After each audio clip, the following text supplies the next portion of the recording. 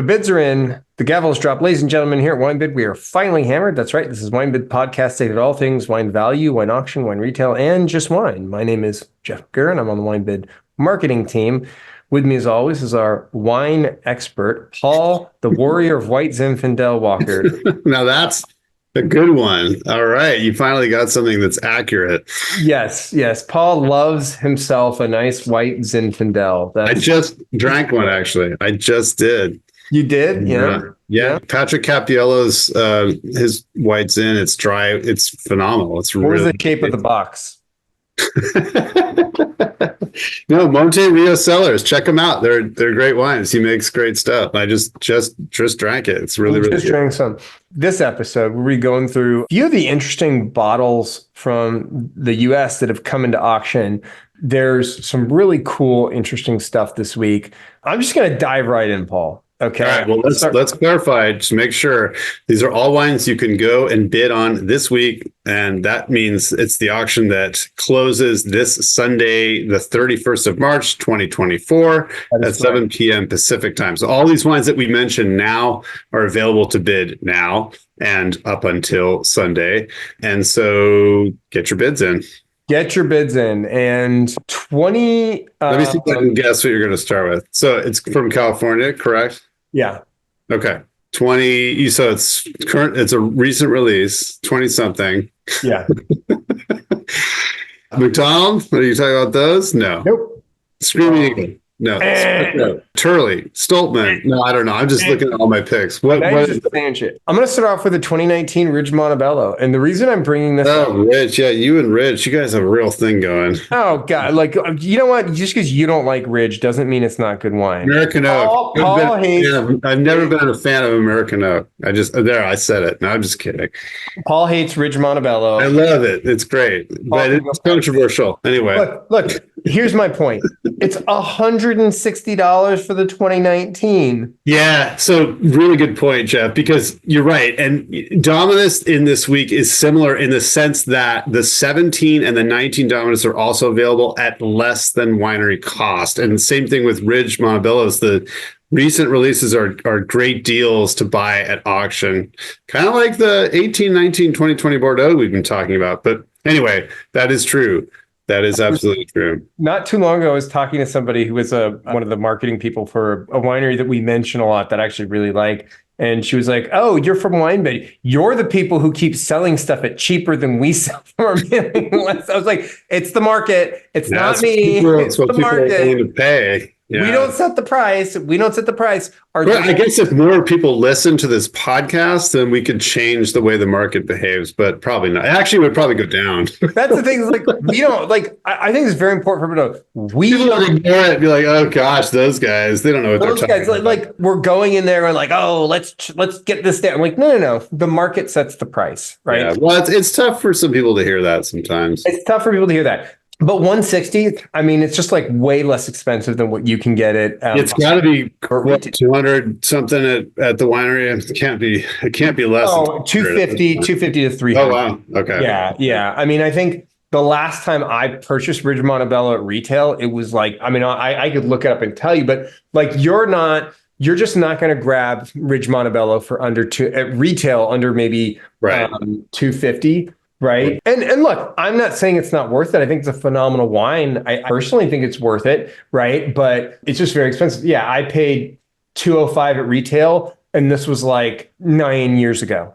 Yeah. 9 years ago. Right. So today it's even more.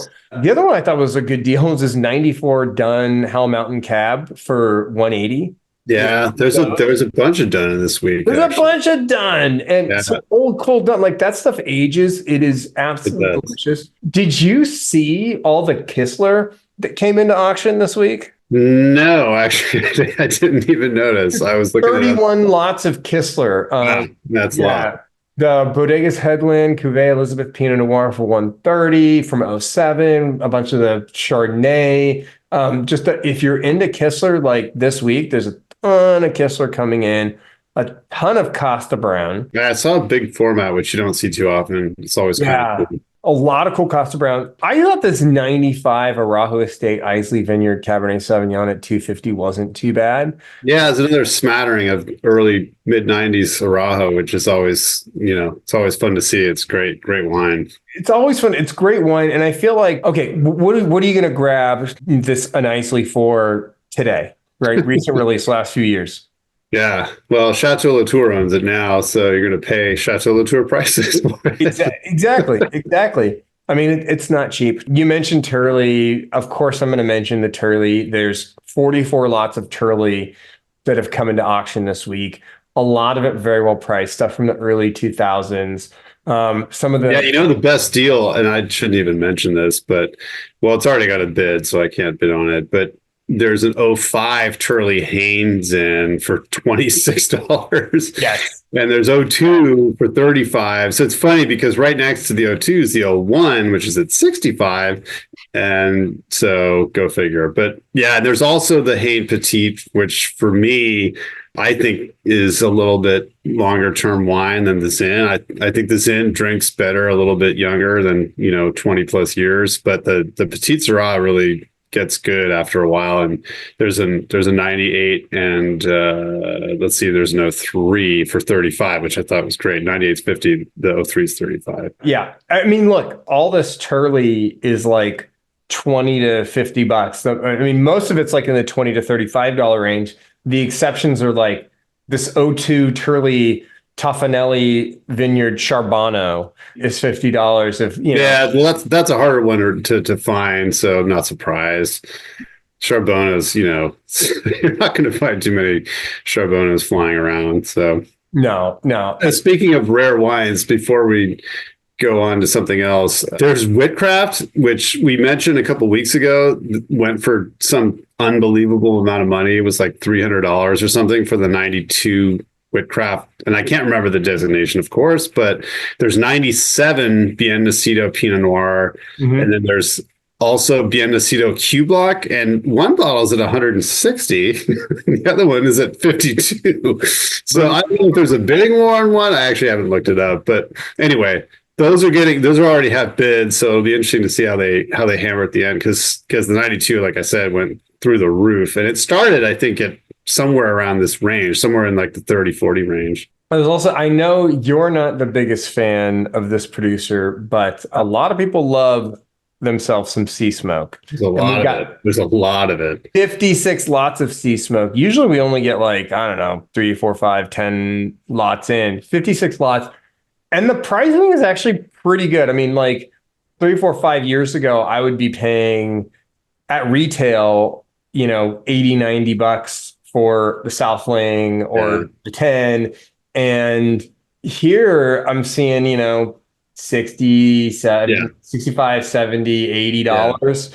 I haven't seen this stuff at retail. And there's some large format. I'm like there's big bottles. Yeah, mags of the Southling for 160. Yeah. It's stuff with some age on it as well, right? So, really cool opportunity if you're into sea smoke to get just a bunch of sea smoke at auction right now.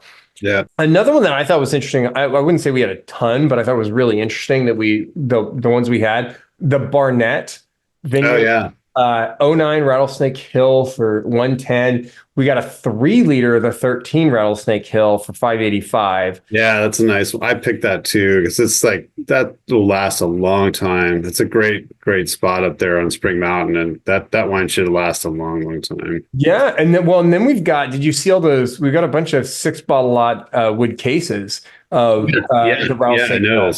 Yeah. 10, 11, 12, 13, 14, 15, just some really cool stuff if you're into, I mean, I thought this stuff is super interesting. So got my eye on that. And then I could not let the Sbragia go by. That's right. Yeah, there's a few, I saw that. There's quite a few lots of Sbragia in. There's a bunch of lots of Sbragia. It's always really well priced stuff. It is. And, especially for the juice. And Big Ed, I think he advises, but I think it's Little Ed. I'm going to call him Little Ed. That's probably not his son's name. I don't know Ed's son's name, but great stuff. I always recommend people grab Sbragia. I loved all the Sbragia I've ever had. And I was drinking Sbragia before I ever met Ed. I just want to throw that out there. So I'm not just jumping on the bandwagon. Okay. I'm a real Sbragia fan. What did I miss in auction this week, Paul? Yeah, no, some stuff. I mean, we talked about, value wines, things costing less than mailing lists. I thought a couple of things stuck out. There's some AP Vin Pinot Noir. I don't know the wines too well, but I did look up that the Turner Vineyard Pinot Noir, I think they're somewhere around 40 or $50. The 13's in at 25, the 09's in at 20. So some deals there. There's an older Calera Jensen. I'm always interested in these Calera wines because they get a lot of press and a lot of, collectors are really into them. But anyway, 93 Jensen in at 100. If you want something with a lot of time on it from a great site that's inexpensive, there's a 92 Concrete Anthology. There's 5 bottles in for $30. I thought that was a good deal. I think that wine's probably still drinking pretty well. And it's kind of a classic California producer and not expensive. So, it's you can find value there in something with time on it from a great era in California and Napa wines. There's also Coruscant 94, a couple of those. I mentioned the Dominus wines that seem like decent deals. Older Duckhorn, there's a 91 Cab 75 and a 1990 Howell Mountain Red, which you don't see any. I don't think they make it anymore.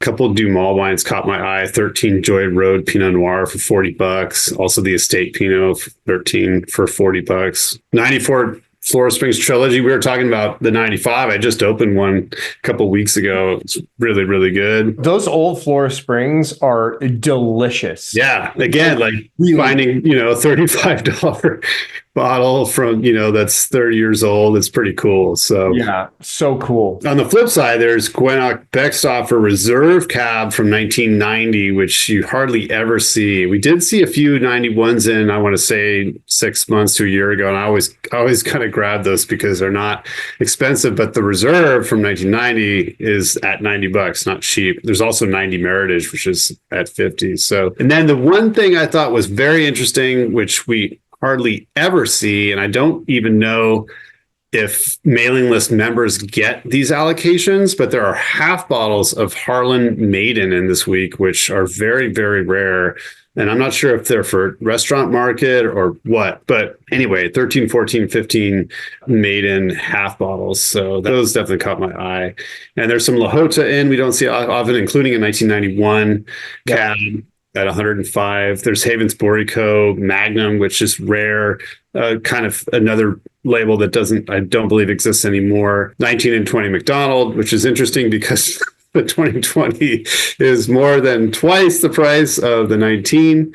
So, how is that? Well, it's because there's so little of the 2020. Well, I know, but it's just like it still doesn't make a lot of sense. Yeah, I mean, 19 is arguably a better vintage.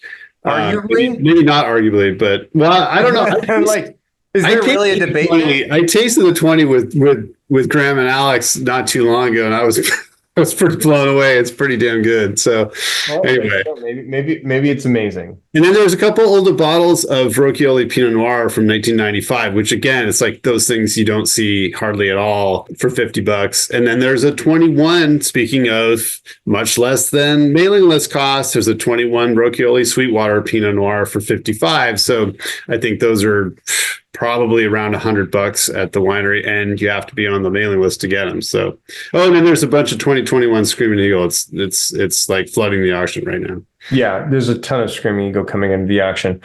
And just a few housekeeping notes before we wrap up here. Number one, you can go and bid on any of the things we've mentioned right now up until March 31st at 7 p.m. Pacific, because all that stuff is in auction.